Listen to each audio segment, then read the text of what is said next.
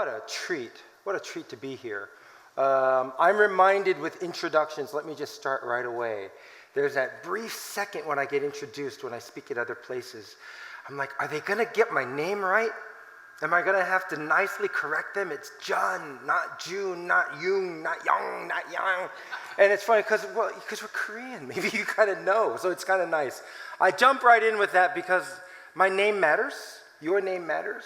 I've anglicized my name. I go by Alex. I have Korean names, of course, but it's interesting how that also is part of this journey for me. And I can't wait to unpack just my own story, have an opportunity for you to share together, and then collectively talk about our own stories and talk about our journeys.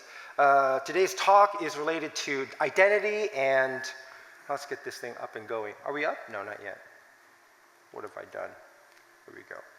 Asians and technology. Right on, figure it out, Alex.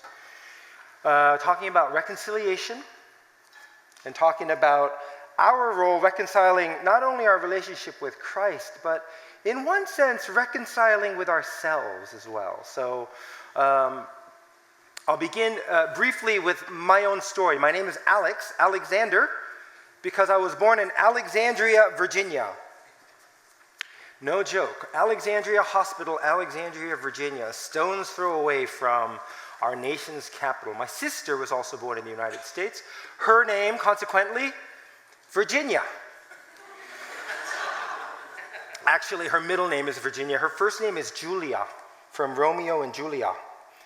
This is, Shakespeare did not get translated correctly in Korean. So my parents, it's a beautiful name, Romeo and Julia.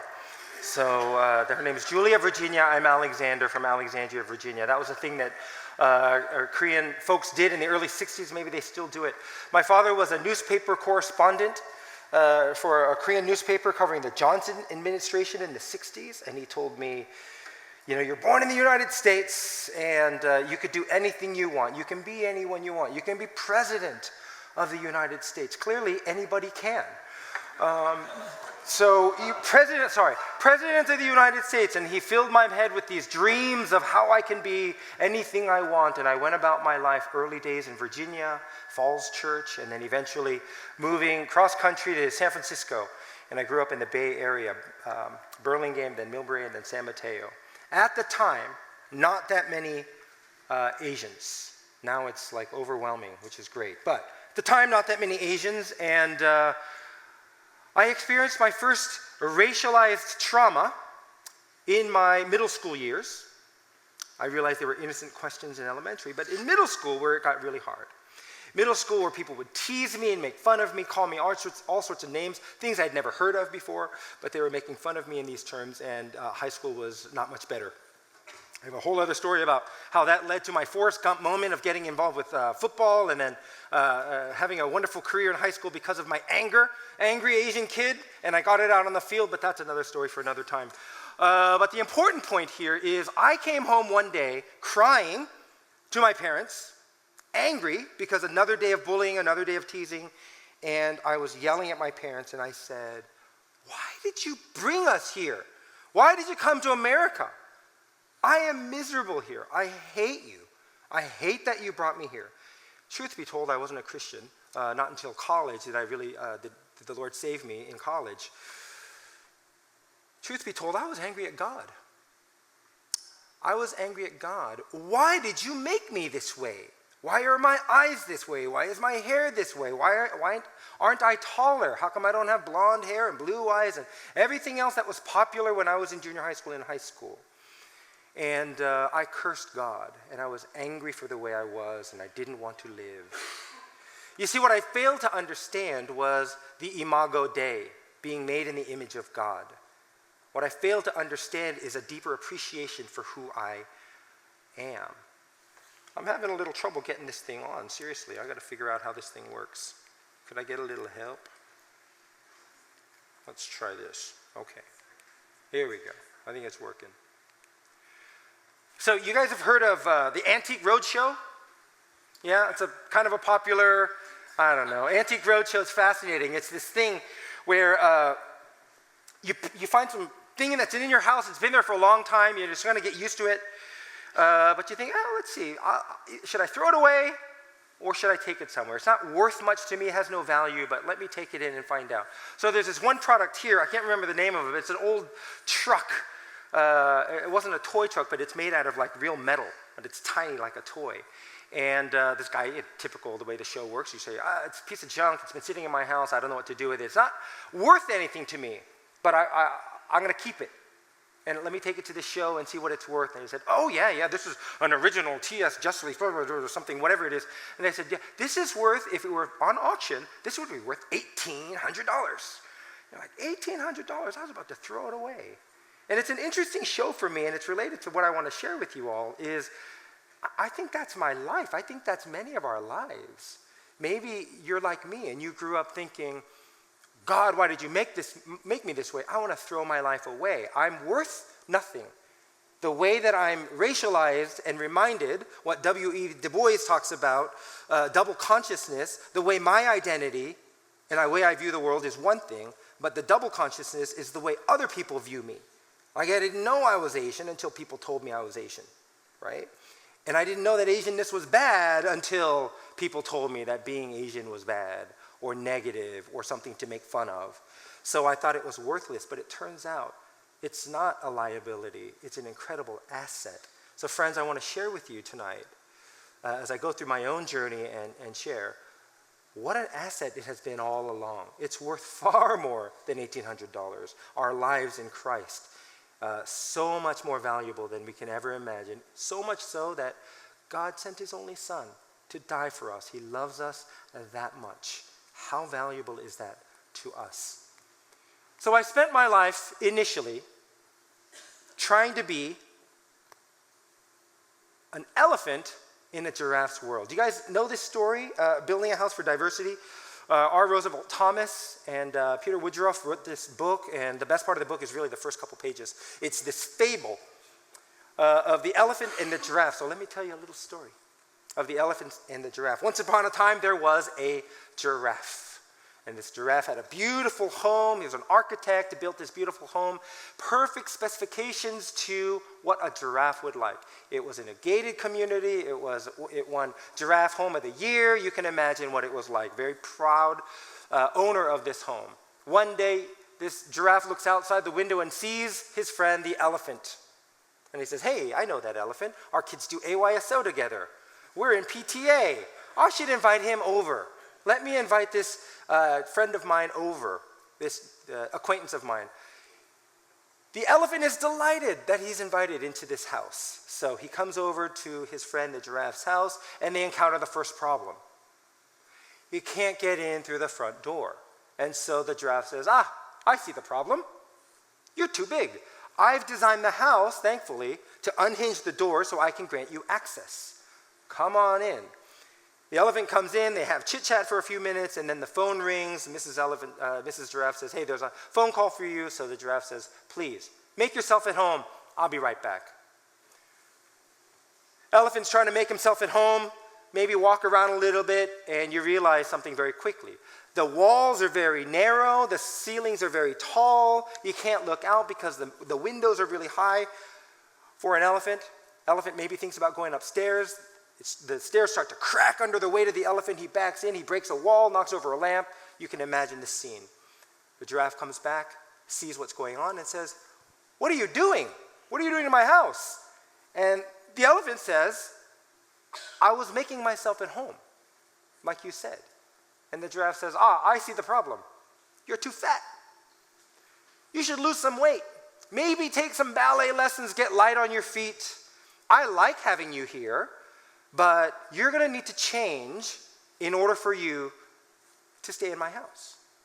Now, the elephant is not convinced, right? Because the elephant will say, I'm not sure that a house that was built for giraffes was ever intended for elephants.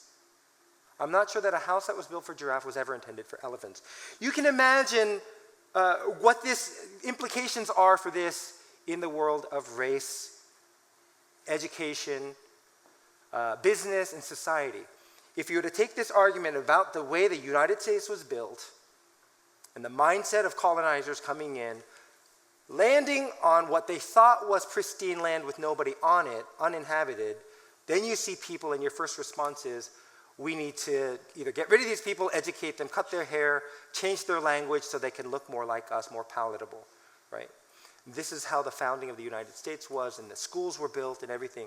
You don't fit. That was my experience. I didn't fit. So that's the end of this story, but let me add on a little bit to the story from Roosevelt Thomas and Woodruff. What would happen if those elephants started taking over that community? More and more, first elephant comes in, then the next family comes in, right? Then you have giraffe flight. They all move out to the suburbs, right? They move to Irvine. So you have this, sorry, did I say Irvine? Yeah. So everybody moves out, and so now the whole community is built, it's all filled with elephants. The problem is, the system is still built for giraffes. Try as you might, the elephant is not a giraffe. Some elephants will lose weight. Some elephants will get hair care products and whatever else and surgery, double eyelid surgery so that the elephant can now look like a giraffe, big lashes and all that. I get it, but it's still not a giraffe, right? So it's very interesting then if that type of elephant grows up and starts thinking like, acting like, talking like a giraffe, it lost its elephantness, its authenticity. And when they meet other elephants, they don't know what to do. Oftentimes what happens is we criticize other elephants for being too, you fill in the blank, right? Say, you're not cultured enough. Why are you like this? You're an embarrassment to me. You should be more like this. And by this, I mean be more like the dominant group. So this is an ongoing struggle that I've had, that I've talked to lots of people of color, Asian Americans, and this struggle with self-hate. We're reminded of it, and so this is an ongoing sort of dilemma. Yes, Alex, things have changed now. There's K-pop, BTS. BTS meant something very different to me, by the way. It's, you like BTS? I'm like, no, I do not like BTS. I try not to eat spicy anymore. It's just not a good idea. We've got all these bands now, and so my good-looking sons are very popular, right? And when did that ever happen? When junior high school and high school, when were Korean boys popular? I missed my chance. The point is, individually, maybe they're popular, the flavor of the month for now. The system is still not set up. I guess my children, and they're in school, and they're doing very well because they're Korean kids. They're doing well in school. The problem is they haven't studied anybody who looks like them yet in all their years. They haven't had any teachers who look like them yet. The curriculum, the instruction, all of these things, I am an educator, so I have to focus a little bit on this and harp on it, and that's part of the problem. We go to a Korean church. I say that it's a Korean church. Some of my white friends will say, oh, that's so, I love the way Koreans pray. Early in the morning, Sebyo Gido, that's so nice. I heard about that. Tongsong Gido, that's so good. I like it. I say, now, how do you pray? What is your church like? You tell me about your church. Oh, it's just a regular church, just a normal church. It's so subtle, but normativity, the language of normativity, right? You own normal. You get to own human. But mine's categorized as Korean church. And I said, oh, so white people pray, it's popcorn, and I don't know when we're supposed to end exactly. Nobody's really clear. Someone hangs up and says amen, and then we're done, and I can't keep up. It'd be a lot easier if we just all prayed at the same time and then ended at the same time. It makes sense. So, I challenge some of the normative standards of white Christians. Now my kids are getting ready, the first one's getting ready to go to college. I work at a Christian university. I'm scared to death. I really thought 17 years ago when I started doing this work and my kid was born, I thought surely by the time my daughter's going to college, universities will have changed. Churches will have changed. Very little has changed. I make the mistake of assuming, you've seen this hashtag, this is 2018 or whatever it is. We make the false assumption that for some reason, time alone, the passing of time alone will change hearts and minds. It's just not true. It mutates, it changes. I got a book that I just finished with my friend Christopher Collins. It's called Whiteout. I highly recommend it. One of the ideas that we talk about is this notion of privilege, white privilege. And it's a virus with no known cure. It's whitefluenza. It mutates and changes. And so at one point in time, we had laws against African Americans, Asians, the anti-immigration law, and all these types of things. And then we say, oh, those laws changed. You can't do that anymore. We have civil rights. So what happens now? everything's legal. So we have equity? No. We use terms like institutional fit. Institutional fit. So you have a Korean American who graduates from Westminster, very good school. They're ready to pursue a ministry in a white church. Not a regular church, a white church. And they say, oh, it'd be great to have. I don't know if you're the right fit, right? It's coded language many times. And so then it's the elephant in the giraffe. What should I do? I talked to my good friend Owen Lee, whom many of you know and love, and he talks about that regularly. He's like, I thought success for me in ministry meant I needed to be pastoring a white church. That's the ultimate level of success, right? Why wouldn't we be satisfied with what we have? What is the problem? And how are we continually being viewed? So let's talk a little bit about that. So here I am, right? And you can see what's visible and what's invisible about me. What are some things that are explicit when you look and see me? I mean, the obvious one, he's very handsome. I get that. But you know I'm Korean, right? You know I'm Asian. You know I'm male. But what's invisible, you don't know some other things, like perhaps that I am Korean American, right? Specifically, what religion am I? Presbyterian, right? These are some assumptions that you have externally, explicitly, but what about implicitly? Then what kinds of assumptions have people made about Asians or Asian men or Korean American men, right? You can imagine, maybe he's good at math. Did he say his Ph.D. was in engineering? Maybe he knows some martial art, taekwondo perhaps, or really good with computers and technology. I clearly showed that I'm not. These are the implicit biases that come along with implicit biases. And we have to fight these every day, right? Harvard University has this wonderful implicit association test, and this is what they base it on, and I encourage you to go. It's free if you wanted to try it online and see where you are. It is not just white people who have implicit biases. We all do. Let me take a moment. I see a lot of my people here. Let me take a moment and just say, I know that a lot of times we are victims to racism. We are also perpetrators, brothers and sisters, of racism. Our colorism toward other groups, our outright or inherent racism toward African American brothers and sisters, Mexicans, Latinos. This is a challenge for us. I don't need to go far. I know my family. Maybe we're similar, right? What we say about black people, what we say about Mexicans and Latinos and other groups, right, is a form of racism as well. And that's something I would love to talk about with our community because it is in us as well. I could take it another level and say that's different from a supremacy that's dominated by whiteness, but that certainly does not excuse our own colorism and our discriminatory practices toward other people of color. We have a deeper appreciation when we see someone who looks like us. I had more people I didn't know, Korean Americans, who came up to me. I was the moderator for our denomination, so that's basically like the Pope of the PCA, if you will. And people were very happy. They said, you're like the Jeremy Lin of Presbyterianism. You know, it's just, why are we so proud when we see someone like Jeremy Lin or other Asian Americans successful? Because we see ourselves, and there's so few opportunities that we can celebrate. On the flip side, why are we so devastated if something bad happens? When you hear in the news, oh man, I hope that person's not Korean. I hope that didn't happen, right? There's this weird kind of shame and guilt that's associated with this, at the collective nature of how we are. I joke a lot and say, you can take Alex out of Korea, but you can never take Korea out of Alex. It's culture that's embedded, that's passed down generation to generation. Why I still require my children to stand up when I come into the room. It's actually a good thing. I don't know if it's Korean, but it's a good thing. I want them to show honor and respect, right? Some other things, some basic things like that. We get the collective nature. The good news about that for us is we understand covenantal theology a lot better, I would hope. When I first realized that, I am in sin because Adam was in sin, and Adam and Eve, and you see the history of the fallen world, that made sense to me. but I struggled with it because I grew up in the United States, and this is individualistic notions that I have about merit and all these things. The second Adam, Jesus, also makes sense to me because it's covenantal, right?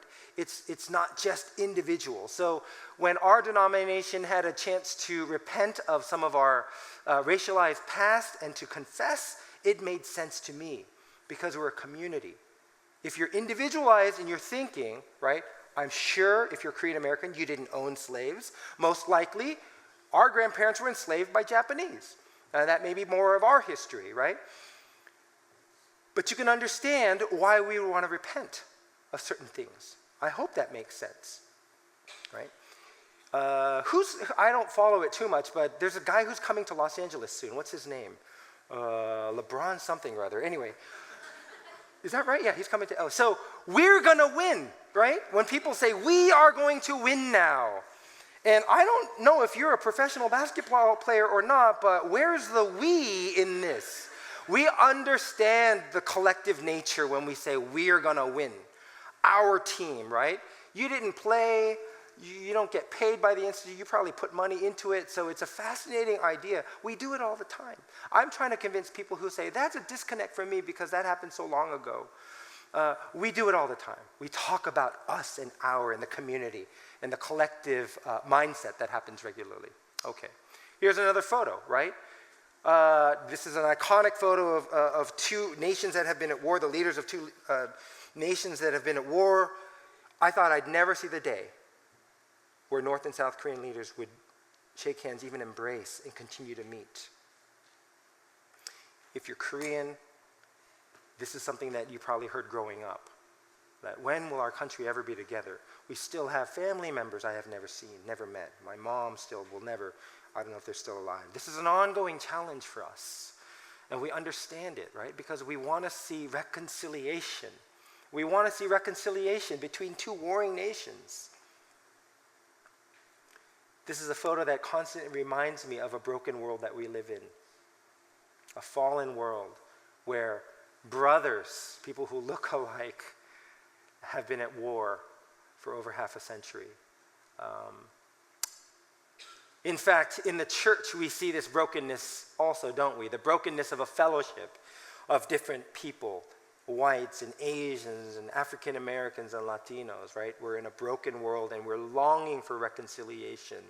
I share this with other groups when I show a photo like this, that it's an easy connection if we say if you came from broken homes or children of divorce who, you long to see mom and dad get together and they've never gotten along and all these things, but then one day, for whatever reason, you saw them together holding hands and it gave you that glimmer of hope for just that moment that maybe things would be right the way they were meant to be. And that's what I get when I look at this picture, and I think of, I long for the day when we're able to share the gospel with our brothers and sisters in blood, and share the gospel with them. That's what we long for. Now, part of the problem is we're very cynical people. I am chief among them, that we think, oh, this is just a show, it's a political theater, nothing's going to happen, we're puppets to, foreign policy and all these things. What eyes do you use to see pictures like this? What is your lens? Are we more Christ-centered in the way we look at things, or are we more American, or are we more Korean? Now, I'm an equal opportunity offender, so I'm going to say if you're proud of your heritage, right, and you're so proud, Korea power, yes, Asian Americans for the win, I get that, but that cannot supersede your Christian faith, right, and the nationalism, right? U.S. and South Korea have the same problems that we sing nationalistic songs in the Church of Jesus Christ. That's a problem both here and in South Korea and other countries as well, right? We've got to be able to separate these things. In the United States, it's the same issue. We can't tell the difference between this formula that I'm working on right now. It's that Christian equals American, equals white, equals Republican. It's just not true. So what is your lens when you see a picture? Do you see hope, an opportunity for us to go and share the gospel with a place like North Korea? Or do you see this only as a threat? I was fascinated when I met with some South Korean Christians. And I just assumed, because I grew up this way, that all of South Korea was waiting for reunification. Especially the Christians were ready to share the gospel. And wow, what a surprise for me when they said, no, we can't. If North Korea and South Korea had unification, it will decimate the economy. Plus, it's a threat to national security. A threat to national security and decimation of the economy. The things that Christians worry about most. Not sharing the gospel. What lens do we use? I love this one. I sent this off to a friend of mine as a gift. She lives in Taiwan. And I said, you could put this and you can advertise our campus. And she sent me back this picture. Doesn't fit. But there's something beautiful about this. So beautifully wrong about even my own assumptions, right? My blue passport holding privilege. I think, well, this is the normal size. Who would ever make it in any other way? And so she loves it. She hangs it on her wall. I go, oh, what a waste. It's not on. So again, even my own assumptions about what is normal get challenged, right? Never mind the fact that my university's theme or logo is God first. This is so iconic for me because it's the lens by which we look at Christianity. It's the framework by which we look at the world, and we think this is the only way to look at it. And so I keep this around as a reminder to me of how many assumptions I need to challenge regularly in my own thinking. This now is probably the best part of my talk because I get to read the Word of God. So here in 1 Corinthians 9:19 through 20, it says this, "For though I am free from all, I have made myself a servant to all, that I might win more of them. To the Jews I became a Jew in order to win Jews. To those under the law I became as one under the law, though not being myself under the law, that I might win those under the law."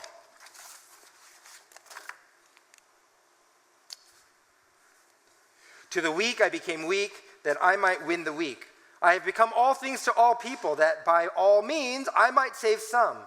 I do it all for the sake of the gospel, that I may share with them in its blessings. I love this passage because it reminds me of Paul, who was a Roman citizen but also an ethnic Jew, right? And that's me. I don't divorce my Koreanness and my ethnicity from my citizenship. I'm still American. I'm still Korean. If you watch Trevor Noah, you've probably seen this thing with France, and he's making these jokes. He say, hey, who won the World Cup? Africa won the World Cup. And then the French ambassador was very upset about this and said, how could you say that? They're all French, right? And he had this great response. If you get a chance to watch it online, it's great because he says, no.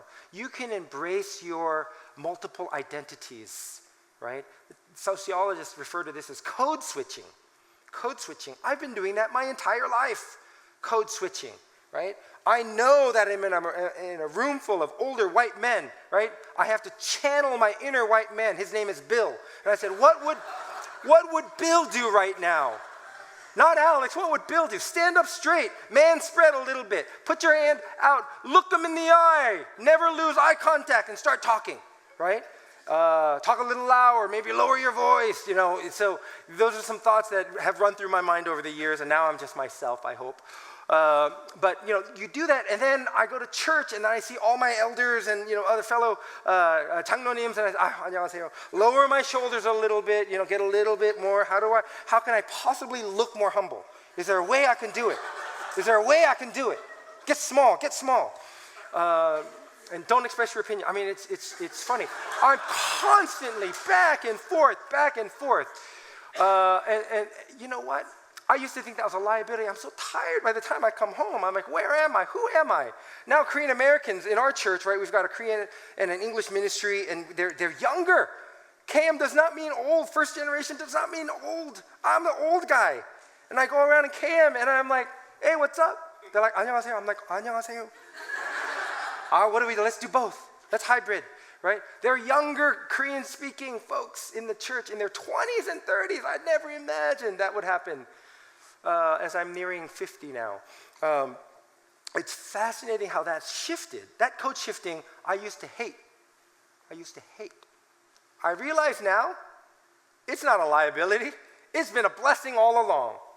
I've got colleagues who talk about this forms of capital, not just monetary capital, right? Not just economic capital, different forms of capital, cultural capital, social capital, spiritual capital, and then this multilingual, multicultural capital. And I've given talks on missions before, and I said, man, Asian Americans, God designed us for such a time as this to go out. Because that whole cross-cultural piece, that if you're in a very dominant, monolithic group, you're going to struggle with ministry. You're going to struggle with like identifying different cultures. Korean Americans, Asian Americans, you've been doing it your whole life. God has prepared you for that. What better way than to go out and serve the Lord in that way? That's at least one less thing you've got to worry about in terms of cultural engagement. I'm going to take a break here, turn it over to you all. And you can get in small groups of, I don't know, we want the conversations to go, so you can get in groups of 4, might be the most useful. And as I shared the story about the elephant and the giraffe, right? The elephant and the giraffe. Maybe share an example first of when you felt like you were an elephant. When you felt like you're an elephant. And then if there's time, please share an example of a time where you felt like you were the giraffe. And then we'll come back and then we'll share together. So get in groups of 4, talk to each other, and then let's have some engagement together.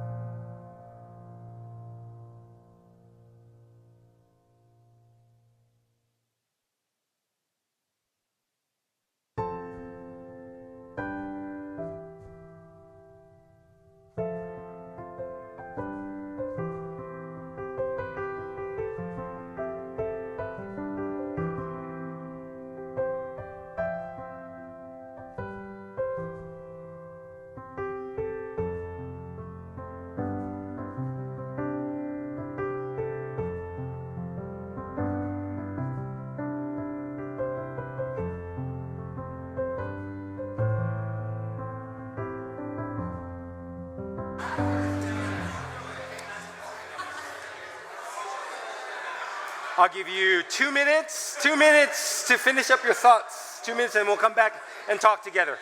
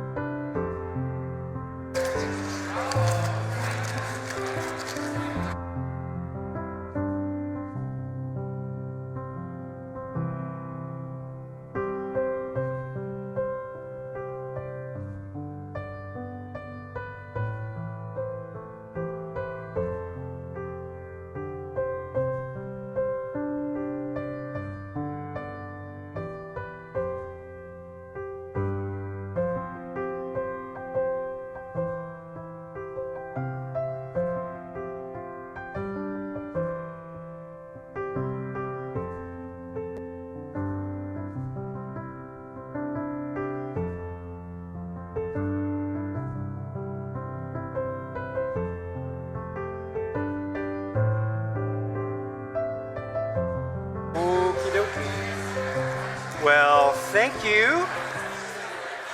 I love the conversation. It sounds like there's good energy in the room, and I really appreciate that. So this is the point where I will kill the conversation by saying, who's brave enough to share an example of a time where you felt like you're an elephant?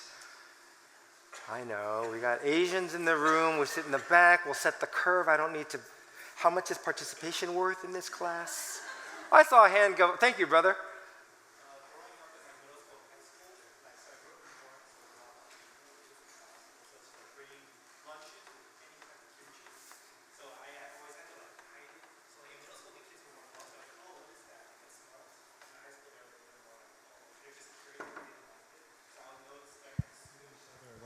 Just to like not smell the kimchi.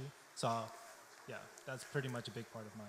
Thank you very much for that example. Yes, there was a nice little viral video series that went out on Lunchbox Moments, if you've ever seen this, that what's it like for Asian American kids and their lunch boxes, what they took to school and then being ridiculed for it, right? What is that smell? You're eating something that died. What is that? You know, that was my experience as well, right? So in early childhood, when I went to school and my mom made me some food with kimchi and something with bokkeumbap, and I took it, and then all the kids made fun of me. The next day I came home and I said, Mom, can I have bologna sandwich? Peanut butter and jelly? I hated peanut butter and jelly, but that's what I'd eat if it meant that I can be normal, because nobody wants to be ostracized. What's fascinating now in my school, my kids go to Arcadia School, mostly Asian, Chinese, and we made a good Korean-American father that I am. I made them bologna sandwiches and peanut butter and jelly and sent them off to school, and my daughter said, can you make kimbap? Because all the kids are eating kimbap, and they have soup. So why am I'm embarrassed to eat bologna sandwiches? I'm like, what a world. What a world. Yeah. I think we're intentional too. I'll be honest. I'm intentional about where I put my kids in school. I see people probably nodding and saying yes, because if we can somehow put off some of these early racialized experiences so they can develop in terms of their own identity and being comfortable with who they are, even with the type of food that they have. That's a wonderful example of being an elephant in a giraffe world. Thank you. Anyone else want to share an elephant example? Yes, sir. Yes. We got a mic coming around. Okay. Yeah. So strangely, my experience is actually when I was with other Koreans. And a little bit about myself. I'm actually more of a third-gen Korean. My parents speak English to me with the American accent, and actually, I grew up in Thailand, Bangkok, and I went to a Korean preschool, right? And I felt like I didn't really fit in with these Koreans because I was Korean American and I spoke perfect English, and then these other kids were all like super Korean, like native Korean. And there's this one situation which I remember distinctly, which when we went swimming, and they were all wearing Speedos. Yes. And my mom really cared about me, so she didn't want to embarrass me, give me a Speedo, so she gave me American swimming trunks. So, yeah. Joel Kim, president of Westminster Seminary in Escondido, and I love going to Jimjilbang, by the way. We love Jimjilbang. It's nice, you know, bathhouse. You get naked. It's a lot of fun. But we thought you can go in with, we didn't know, so we went in with their authorized swim trunks into the swimming pool. And they said, no, you cannot wear shorts into the swimming pool. You have to wear Speedos. I thought it was bad enough when we were in the sauna, but us both being in Speedos was a different level. Yeah, I love that. And then the complexity of what you shared, right? Third culture kids, TCKs, folks who grew up in, you know, and I'm assuming that's part of what it was. If you grew up outside the United States, you're ethnically Korean, but your passport country is different, right? Third culture kids, missionary kids experience this as well. There is no real home, but they also make some of the best missionaries, because that clash of cultures, is something that we should embrace. Don't be afraid of the conflict. What is that, the kogi truck, right? Roy, what's his name? The kogi truck guy, right? He grew up in K-Town, where it was a melting pot of Mexican culture and Korean culture, and what he did with food, right? He said, I'm gonna put these two together. Some of the best food that's out there. How did that happen? It's because of the clash of cultures. Something beautiful can emerge from that. So don't be afraid of the conflict. We just need to figure out how to work through it. Thank you for sharing that story. Yeah, there are pockets of these different things. I will say this. I have friends who, white friends who who are in Arcadia, and they come to talk to me because I speak English. And so they say, oh, you know what? You know what it's like. There's not that many white people left in Arcadia. And I'm like, what you mean, we? But I get what you mean. Everyone's an immigrant, and you know, and then my kids feel like, oh, they wish they had slanted eyes, and you know, they wish they don't get along. So they would say, I'm outcast. And so I get how you feel. I said, no. There is a difference. There is a difference, because when you leave pockets of places like Cerritos and Fullerton and Arcadia, right, the rest of the world is yours. And in fact, the books that we use, the history, the system and the logic is still yours. So I want to make that distinction, that it's not just an isolated event. Just because you happen to be Anglo or white folks who are in a predominantly black church is not the same experience, because it's localized and it's 2 hours a week, maybe, right? Whereas you go outside of that, for us, I work in a dominantly white institution. Many of us work in dominant spaces, right? And dominant because it's dominated by whiteness in a system, and even the church oftentimes. And so that's a different challenge that we have. We have pockets, but don't misunderstand, these pockets and enclaves of ethnic specific groups does not then all of a sudden mean that we have power. I'm going to talk about power in a second. How about an example, and this is going to be an interesting conversation as we change gears here, of a time where you felt like you were a giraffe. Any examples of that? Yes, sir, in the back. Please. So growing up in Cerritos, you mentioned it, it's very Asian already. So I born and raised in Cerritos. I went to Whitney High School. It's like 90% Asian. So all my friends are Korean, Chinese, Filipino, Indian, you name it. I had maybe, growing up in middle school to high school, I had maybe like one white friend, and then he left after 2 years.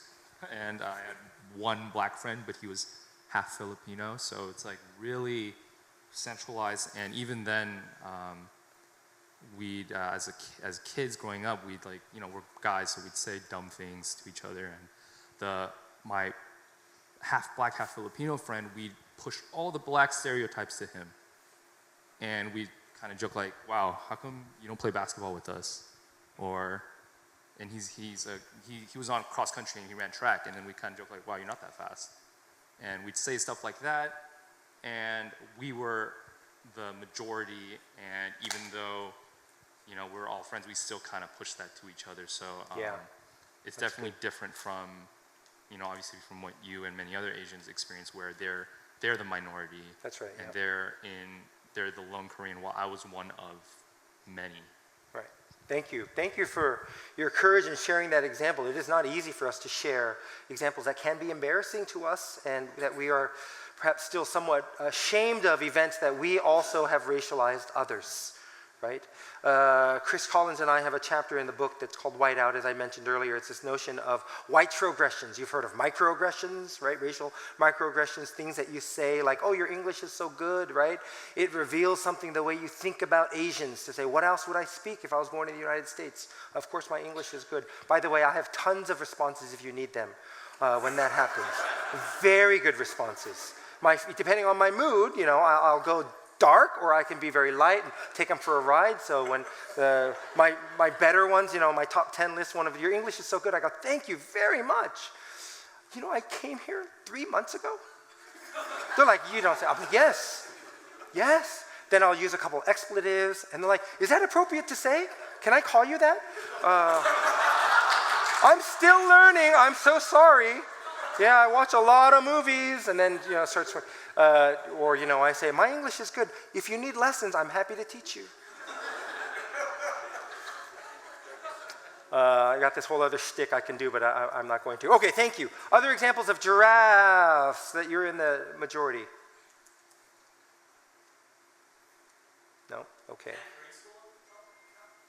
Say more about that. Korean school? What about Hangul-Hak교?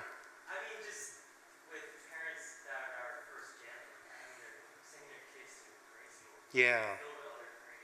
Sure. Yeah. No. Thank you. I suppose so. I'm looking for. That's actually a good example for me that I wanted to share about language for a minute. So thank you for bringing that up. Yeah. Orale. So there's a thing that I wanted to share about. Before I get to that, I think about dominance, right, and power. Dominance and power. Gets a little more sensitive now, because I want to say, and we were talking about race up until now and ethnicity, but there's also different forms of dominance and power, right? I have to be the first one to recognize all the privileges I have. And you need to recognize all the privileges you have. By and large, in the church, men have all the power. I'm not going to argue theological justifications and things like that, because that's a different story, but I want to say that there is power dynamics that happen in the church every day, and abuses that happen every day, and I'm the first that I need to recognize that. As a male and as a ruling elder in my church, in my denomination, I'm king. There's nothing I can do. I could do anything and be anything. And the challenge with how we have sisters serving, but more than serving, how do we value women? How do we value our sisters and their gifts? This is an ongoing challenge in the church, right? So in that sense, I want to be very careful when I talk about for myself and my own racialized experiences. I'm not trying to play oppression Olympics, right? We're not trying to see who has the most oppressive categories so that, okay, you win the gold medal. Boy, you have like 3 negatives, right? So you win. I only have 2, so I get the silver. That's not the goal, right? You have to recognize at the same time what challenges are that have been limitations that society has placed on you, also your own privileges. For example, who walked in here today? Came up the stairs, walked in, yeah? Did you guys think about wheelchair access and different ways to get in? Did you have to think about, like, where can I sit, or is there someone who's going to help me read or interpret, right? This is ability privilege. Oh, I never thought about that. Ability privilege. Yeah, I just walked in, right? The very definition of privilege is never having to think about it. So it's not just a black, white, race issue or a gender issue. There are tons of forms of privilege. I haven't gone hungry in years. My children have not gone hungry in years, right? There's a socioeconomic privilege that I can afford and my children can afford that they never have to think about, right? So there are many forms of privilege that make us in a dominant group, and that we tend to just think about what we don't have, and we don't think about all the privileges we do have. So that's a healthy exercise for us, and I wanted to share that point. But let me go back to language, because again, the idea of assets versus liabilities, and maybe some of you are like this, that this whole idea, Pastor Harold and I were talking briefly about this idea of like self-hatred, right? And what is that called? When we hate ourselves, it's back to the elephant in the giraffe. We don't like what we see because others don't like what they see, or they tell us they don't like us for what they see, so we want to change. And it gets so deep societal pressures and whatnot, and media and all these things get so deep that at a certain point we internalize the oppression. We internalize the oppression. Now a system doesn't even need to be in place. The system has worked perfectly that we're self-sufficiently hating ourselves, right? So Korean school and language school and culture and all of these things, I don't know why. I fought these things for so long. What's wrong with being bilingual and bicultural? It's a beautiful thing that God can use for his glory. For years and years I fought it and I didn't want to speak Korean and we don't want, this, you know what I'm saying, right? This is a challenge because we hated it because we saw it as a liability. How in the world can bilingual fluency be a liability? Or bicultural, how could that be a liability? So it's causing me to rethink, and I hope that you would think about this, embrace that. God can use all of that. So it's an incredible blessing for us. But again, the other piece that I was sharing is maybe it's the church and we're here and we're thinking, oh yeah, I go to this church, but I'm kind of ashamed to say that I go to Korean church. Well, I go to it and I like it, but I feel like I'm not legitimate until I can go to a white church. Maybe I should go to a white church with a white pastor, right? Somehow that's going to bring status to me. When you go to these conferences and you think, who are we going to bring? If the topic's not on diversity, then we should bring a good speaker, a famous speaker, somebody who's white, right? Somehow that whiteness makes rightness and it legitimizes the work that we do and the places that we go, right? We internalize that. So just a word of encouragement, if you're at this church and you're in a predominantly Asian church or Korean church, don't be ashamed of that. And then I have the same discussion at my own church, which is Korean and Korean American and Asian American. Friends will say, I can't bring white people to my church. I can't bring non-Koreans to my church. Why? Because everyone's Korean. I'm like, dude, you're Korean. What are you talking about?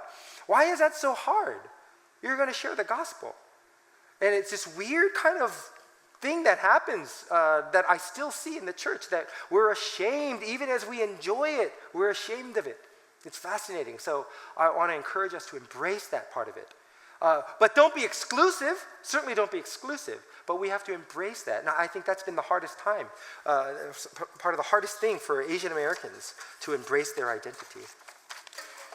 All right, I'm going to move to question and answer period now. So if you have things that you've wanted to ask me, or perhaps you have another story that you would like to share, we have a microphone. There are questions perhaps that are going to emerge, and I'm happy to address those in the time that we have remaining. And also, please feel free to push back. Usually when I talk about race, it's not with Korean Americans and Asians, so then now I'm getting ready. I'm getting ready to answer hard questions. Like, why are you so angry? Why are you so angry? I'm not angry, I'm smiling. It's okay. Yes? Hello? Okay. So,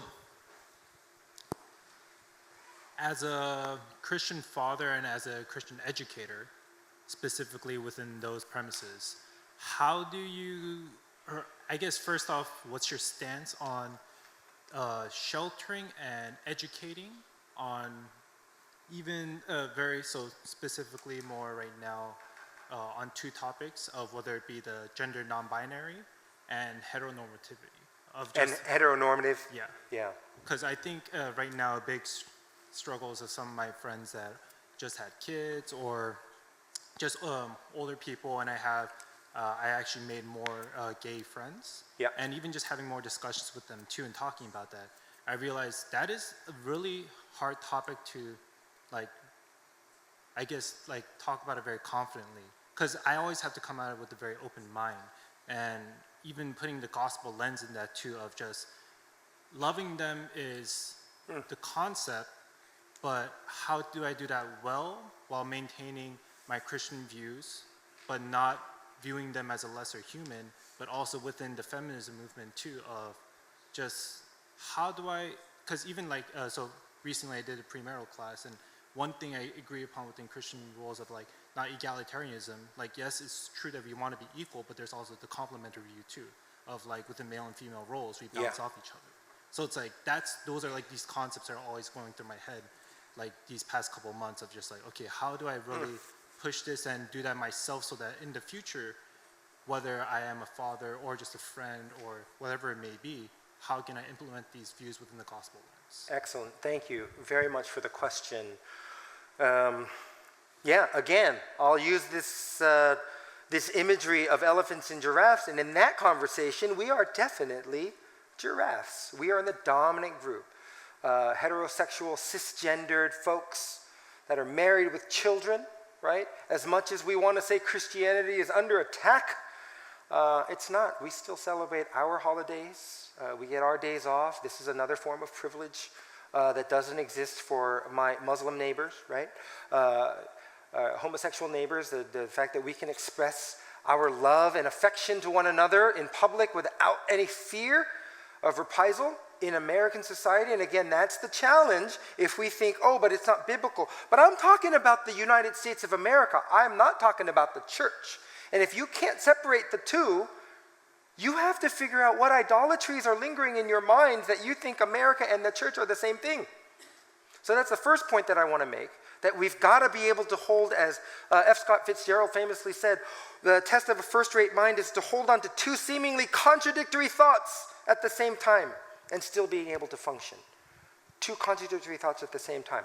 My stance, my biblical interpretation and understanding of what marriage and union and sex means that I pass on to my children is something I hold on to. And at the same time, how can I recognize my LGBTQ friends and neighbors who also are made in the image of God?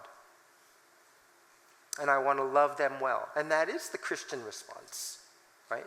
I don't agree with everything heterosexuals do, with the sleeping around and the divorce and remarriage and all these types of things, right? We believe in it. We go to a church where we still discipline for unbiblical divorce. And people think, what are you doing talking about diversity and justice, man? You can't do that. That's my conviction. But I still want to. So there's, even within heterosexual, heteronormative, cisgendered relationships, there are challenges. I've told my children at an early age now, and for a while, I said, orientation and action are not the same things. I was born a male, and I've always been attracted to women, ever since I was a little boy. Always have been. It's not a choice I made. I have always been attracted to women. Now I'm married 20 years, I'm still attracted to women. It's hard to let go of that, right? But I've never been attracted to men. It's not a choice I've made, it's just who I am, my orientation. Bear with me, if you can use that example, right, of friends who say, my same-sex attraction is something I've not wanted to have, but I've always had it. I've always been attracted to the same sex, right? It's not by choice, and clearly, everyone is against it in my community, in my church, and all these things, so I'd rather die than reveal that these are the feelings that I have. Well, that can't be the right answer. So how do you counsel somebody? So how do you love on them and walk with them in this while holding on to my convictions about what is right? Because I will do the same thing with somebody who's unmarried and says, I love women, right? And the more I can sleep with, the better, right? Well, I still can. I'm going to treat this person the same way, right? Because just because you're heterosexual doesn't mean that you have that freedom. So that's part of the challenge. And again, on a civil union issue in marriage, which is part of the law across the country, you know, I want to support that, but also recognize the role. I made the mistake early on in my zeal and passion for this subject, saying, oh yeah, all gay people are going to hell. That's just flat out wrong, because it turns out heterosexuals are going to hell as well, right? I am not the standard of judgment, and your orientation is not a salvific issue. We could talk more about that if you want. What I would say is you have to not be gay so that you can come to church. And I used to share the gospel that way, right? Turns out that's not the gospel. You don't change and then you accept Jesus. You accept Jesus, and in his time he changes me. You get that order reversed and you don't have the gospel. And so that's part of the challenge, I think, that we have to address some of these issues. I have a good friend of mine for many, many years who's a pediatrician, and he called me one day and he says, I don't know what to do with this. It's a very unique case as a pediatrician. He talks about testicular feminization syndrome is what it's called, that boys who are born anatomically men, boys, they never convert. They don't have enough testosterone, so it's in a small percentage of boys, so they always, they'll never hit puberty, right? So the way they appear will be very feminine, and their actions and their thoughts and all these things, right? Did God make mistakes? Did God make a mistake? Absolutely not. So what do we do? How do we embrace the Imago Dei? We're in a fallen world, yes, I accept that. But how do we make sense of the way God has made people in their image, and how do we love them? Thank you so much for that question. It is really something that the church needs to address. And if you understand one oppressive category, then hopefully you can appreciate others. Because we know what it's like to be in a non-dominant, subservient group and what it feels to be treated that way. It should give us some ammunition and fuel to address other concerns for us. Other questions? Sorry, I'm in the back here. Yes. How would you recommend a second generation Korean American like me address or have conversations about racism with my first generation parents? Whew, yeah. How do you talk to your parents about the colorism and the racism that exists in the home? With great respect and love and admiration. And we speak truth to power, and we speak truth in love. We give examples of where we know that that's not true. This is the same, thank you for bringing it up, because this is not a question just for a dominant white group. This is for all of us, for work we need to do, as I talked about colorism and racism in our own churches. Oftentimes what I've done, and I've shared the story with my parents about my own racialized experiences and things that people have said and it's been hurtful to me, and I say, this is what happened to your son growing up. And that's what you're doing to somebody else when you talk about this and the way we treat. So part of it is just cultural competence and awareness that we don't have a generation that has that, and there's still plenty of suffering, and I understand that, but we have to embrace that duality, as I said earlier, is we are at once perpetrators of this and victims of this. And I think a lot of Asian Americans buy into the model minority stereotype. We do. And it was white dominance that created this. It was white dominance that said, black, brown, everyone else, to say, why can't you be like Asians? Look how successful they are. They're all doctors and lawyers and engineers. Not all. Just East Asians, right? Not Southeast Asians, not Vietnamese, Hmong, Cambodian. They're not. They perform about as poorly as Native Americans in the United States, right? It's some Korean Americans, some Chinese or Taiwanese Americans, and some Japanese Americans, but not all. But that's what we do. We end up stereotyping and pigeonholing them. So that's the danger of this model minority myth, this essentialized understanding of identity. And so we need to talk to our parents about that, to say, you know what, it's not all Asians aren't like this, and all blacks are not like this. And so it's the same conversations that we need to have. Part of the challenge, too, is language. And this is another good reason why we should learn the language so we can talk to our parents. And talk about all sorts of things that we never get to talk about because of communication. Thank you. I think I have time for one more question. Yes, please. Mic here for our sister. It's coming around. So earlier you mentioned how, like, you thought by the time that your daughter went to college, like, things would be different, but you mentioned how, like, they're still kind of the same. And so I was just wondering, like, for me, like, when I was younger, I grew up in Cyprus, which was predominantly white. And when I went to high school, it was in Fullerton, which was, like, predominantly Asian. And so I found that I personally began to, like, resent, like, my own Korean people. Like, there were, like, so many characteristics I didn't like I thought they were rude and judgmental, and the way they socialized was weird. And so now that I am a parent, you know, and I'm thinking about where to place my child in school, like, my own experiences start to, like, you know what I mean? Like, start to think about, do I send them to a school that's more, like, has more white people? Like, do I avoid sending them to, like, living in a city that's predominantly Korean because of, like, and, you know, I think part of it is I am projecting, like, my own experiences and my own biases. But like you said, like, you know, aside from, you know, setting aside a nationality and race and all that stuff, you know, how do I parent through a Christian lens, you know, when it comes to race? Thank you. Yeah, that's a great question. And the last piece is most critical for believers, right? Because we don't throw the baby out with the bathwater. We don't simply say because now you're Christian, you are now colorblind. There's some people who hold to that position. If you liked eating oranges before you were a Christian, you might continue to like eating oranges, right? There's nothing wrong with that. There's nothing that says that because you became a Christian that you're, in some very practical things, right, that your life should be very different, right? If you still like certain things, you like it afterward. Obviously, there are other things that you shouldn't. do and like that you need to control. But that's more about sanctification. So your question is interesting because for people of color, for Asian Americans, right, do I lose my identity and no longer talk about race and my ethnic heritage because I have a Christian heritage? Does it replace it? Or can I hold on to those two realities? And I think we do hold on to those two realities. It's as equally important a question of, do I raise my children in Christian schools or Christian homes, or do I raise them in predominantly Asian schools? I think it's the same question. And there's no easy answer. There's no prescriptive response that I can offer you, because everyone's going to be different in the way that we raise our children. But I would say the most important piece is consciousness. Consciousness. And there's a balance that I've struck as a parent to say, it's nice that my children have some form of normativity when it comes to their Asianness in a school that is predominantly Asian, Indian, Chinese, and some Korean, not that many.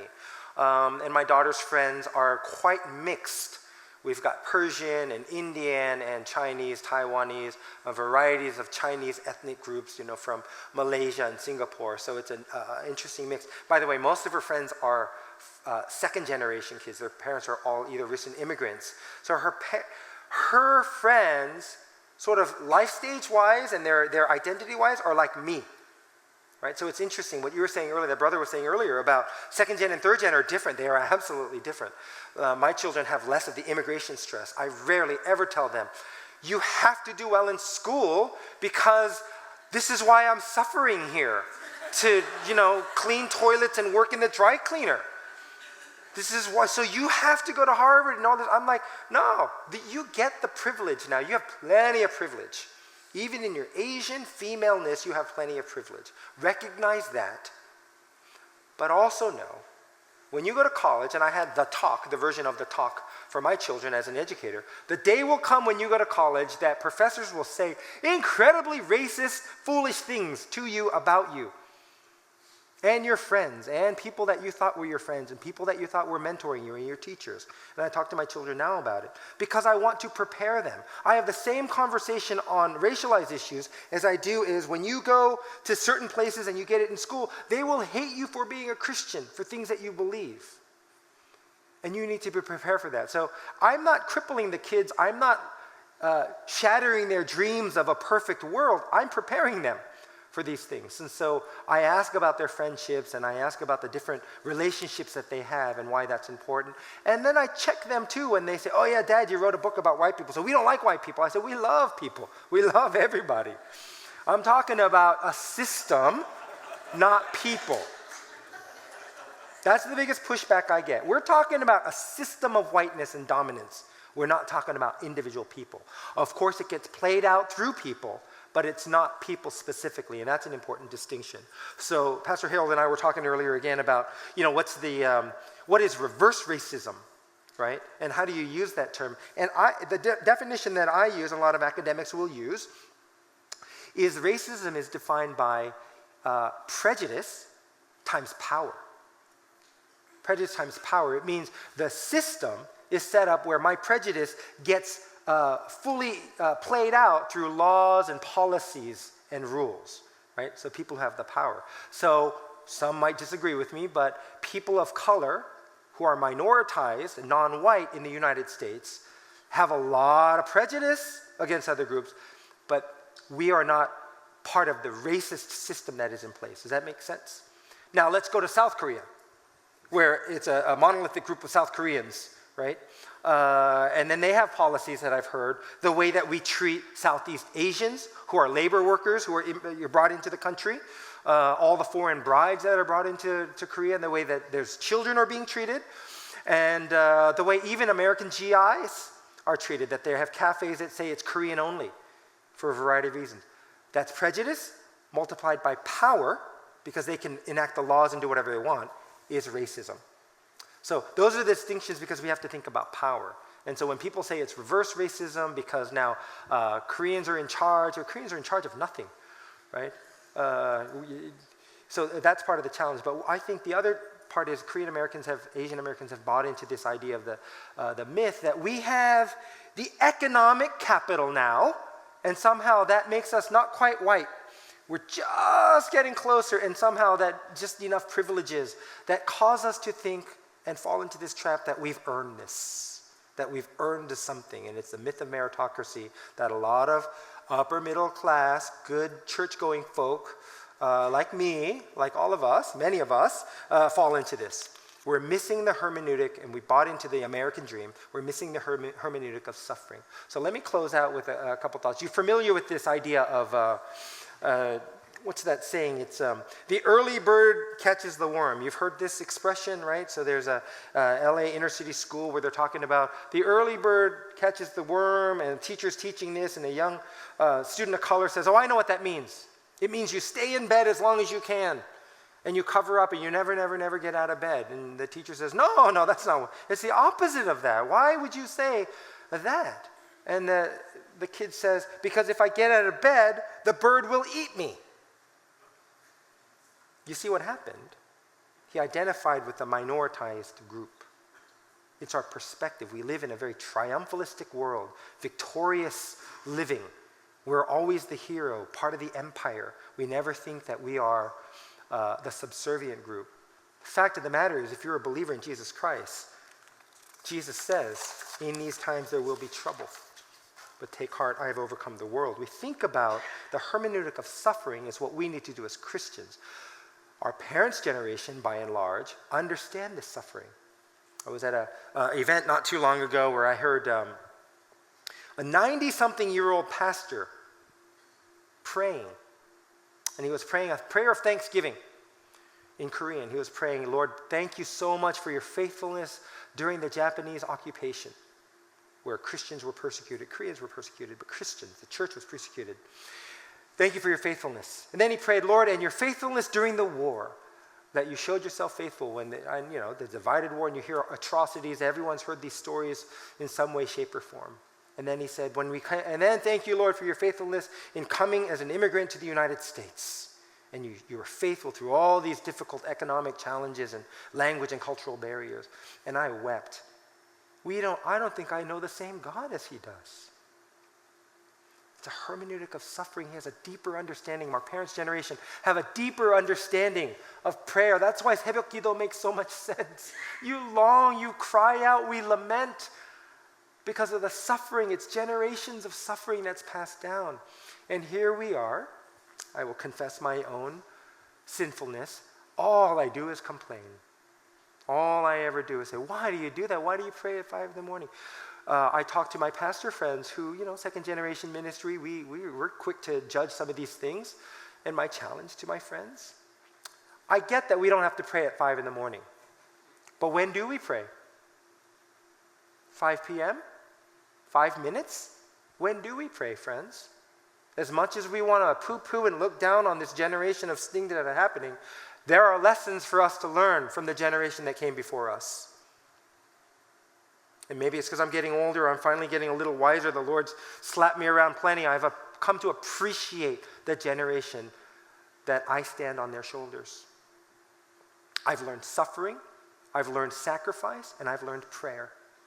Suffering, sacrifice, and prayer from the generation that wanted nothing but the best for me. And so I've come to a full circle when I think of the KM and a deep appreciation for the way, and our parents, the way they serve and suffer. They can go through 3 bankruptcies to get our kids off to school and buy a house and do all these crazy things, all for the next generation. And the greatest gift that we can do is continue to follow the Lord and serve and be active, healthy members in society. Let me close with this. Code switching and this whole dual identity, it's not a liability, it's an asset. The way God made us, Imago Dei, in his image, it is an asset. It is a gift that we ought to use. I talked about multicultural capital. This is capital. This is money for us that we can use for God's glory and God's kingdom. That we're able to interact with different groups so that God might save some. And finally, having a deeper understanding of this hermeneutic of suffering. We are sojourners, and God had given us that opportunity as minoritized folks in the country. We can naturally translate that into what it means to be a sojourner as a Christian. Don't look for victory here. Not on an ethnic level and not on a spiritual level. Our home is in heaven. One final story, I'm going to steal this from Joel Kim, who I mentioned earlier. You know, he came later in life, I think in middle school, so he tried really, really hard, he said, to not have an accent when he speaks English. You know, every word is perfectly articulated. I do the same thing when I'm around, you know, white people. Or once in a while, I'm like, this is a bit good, thank you. You know, just to mess them up. He was talking about how I didn't want to have an accent because if you had an accent, it reveals where you're from, right? And I love this, the way he framed it, because he said, we all have an accent. We're all dual citizens, here on earth and in heaven. Our accent should be a heavenly accent. So people should see us and say, are you a Christian? Because I detect something in your culture, in your words, in your actions that reveal who you are. It's your accent, it's your Christian accent. And I love that because that's who we embrace, because that's who we represent. That's our home, that's our true heaven, that's our true citizenship. Thank you all very much for the honor of your company and your attention. May the Lord bless you.